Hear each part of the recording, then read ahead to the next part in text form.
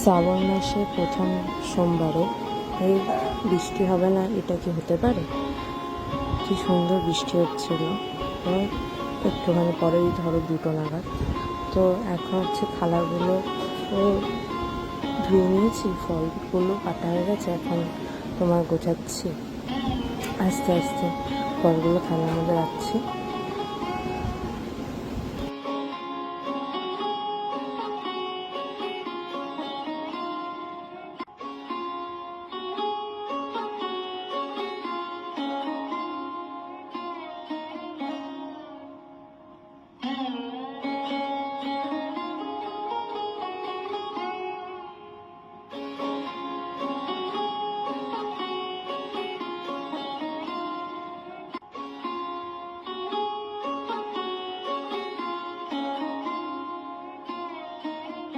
ফল মিষ্টি দিয়ে আর হচ্ছে এর উপরে তুলসী পাতাও দিয়ে দেবো আর জল।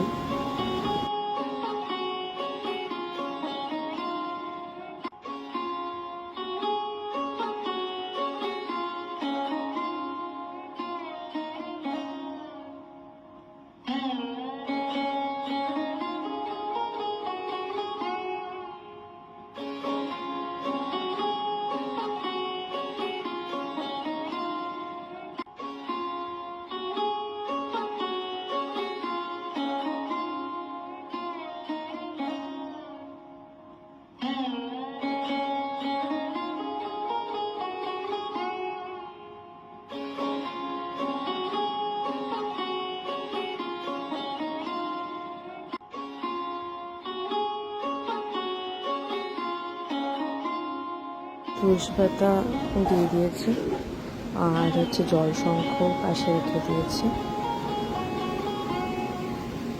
এবারে তোমার ঘি দিয়ে প্রদীপ ধরাবো। তো ঘি প্রদীপের মধ্যে প্রথমে ঘি দিয়ে নিচ্ছি, তারপরে একবারে প্রদীপ আর তোমার ধূপকাঠি মোমবাতি একসঙ্গে ধরিয়ে নেব।